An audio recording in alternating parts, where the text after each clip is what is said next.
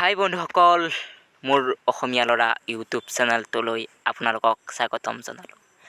আজি আমি এঠাইলৈ যাবলৈ ওলাইছোঁ। ঐতিহাসিক খটৰা সত্ৰ গুৰুজনা মহাপুৰুষ শ্ৰীমন্ত শংকৰদেৱৰ দিনতেই প্ৰতিষ্ঠা হোৱা খটৰা সত্ৰ, গোবিন্দৱাতেই প্ৰতিষ্ঠা কৰা খটৰা সত্ৰলৈ মোৰ লগতে আপোনালোকেও বলক খটৰা সত্ৰ দৰ্শন কৰি আহোঁ। এইটো হৈছে আন্ধেৰিঘাট চক। আন্ধেৰিঘাট চকৰ পৰাই খটৰা সত্ৰলৈ আৰম্ভ কৰিছোঁ। আপোনালোকে মোৰ লগতে খটৰা সত্ৰও চাই থাকিব বুলি আশা ৰাখিছোঁ। বলক খটৰা সত্ৰৰ পৰা ফুৰি আহোঁ।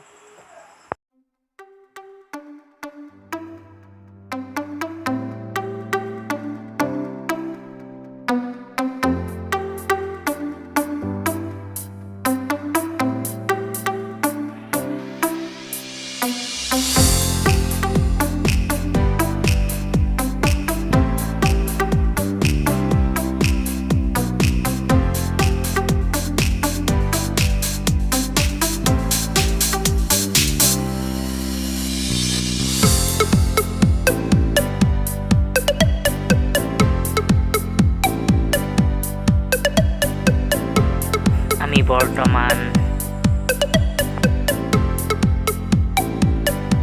ভেৰুৱা দলং পাই গ'লোঁ। ইয়াৰ পৰা বেছি দূৰ নহয়, আৰু 3 কিলোমিটাৰমান হ'ব।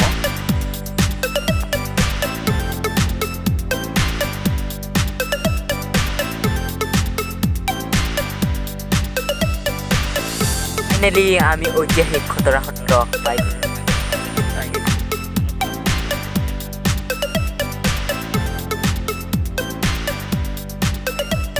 বৰ্তমান ভিতৰলৈ সোমাই গৈ আছোঁ। বলক ভিতৰলৈ খটৰা সত্ৰৰ দৰ্শন। এই খটৰা সত্ৰ মন্দিৰৰ ভিতৰ ভাগ হয়। ভিতৰলৈ আহি আছোঁ। খটৰা সত্ৰৰ মন্দিৰৰ বিষয়ে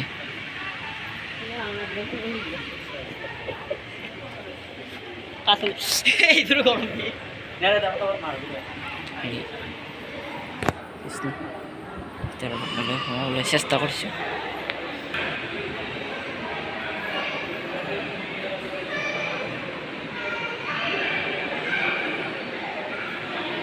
সত্ৰৰ পুখুৰীত কাছও দেখা পোৱা যায়। কাছও দেখাবলৈ চেষ্টা কৰিম আপোনালোকক।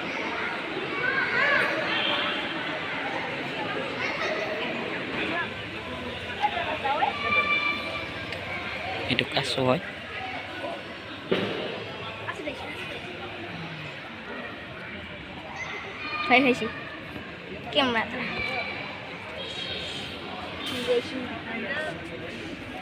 কাছ বাপা হেগুৰ গৈ লৈ যাব, গম পাবি। লাইট চাইছোৱে।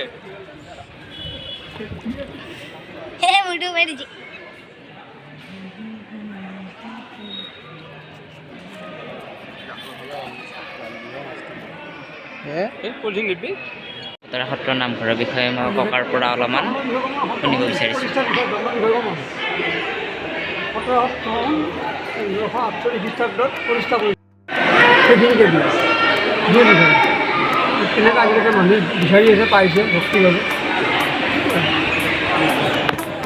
সত্ৰ বিষয়ে চমুকৈ আৰু কিবা ইয়াত কিছু পৰ্ববিলাক হয়, পাছতো উৎসৱটো হয়। শ্ৰীকৃষ্ণৰ জন্ম সংগতি ৰাখি পাছত উৎসৱটো কৰা হয়। কিন্তু এনেই জন্ম উৎসৱৰ পাছদিনাৰ দিনাখনে পালিব লাগে। কিন্তু মানুহখিনি কৰ্মব্যস্তৰ কাৰণে আমাৰ পিছুৱাই দিয়ে। বিশ্বকৰ্মা পূজাৰ দিনাখনে পাছত উৎসৱ কৰে। আমাৰ ইয়াত বিশ্বকৰ্মা নহয়, পাছত উৎসৱ কৰে। গতিকে সেইকাৰণে পাছত উৎসৱটো আমি কেতিয়া কৰা হয়?